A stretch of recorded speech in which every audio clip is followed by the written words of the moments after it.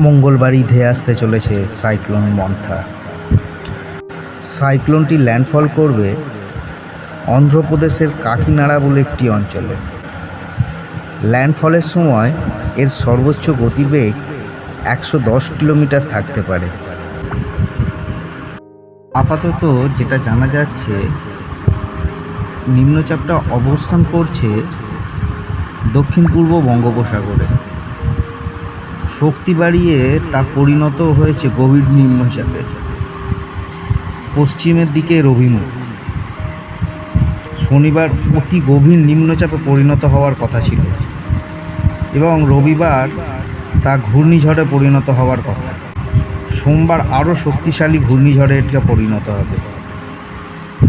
প্রাথমিকভাবে যেটা জানা যাচ্ছে, ঘূর্ণিঝড়ের অভিমুখ পশ্চিম ও উত্তর পশ্চিমের দিকে।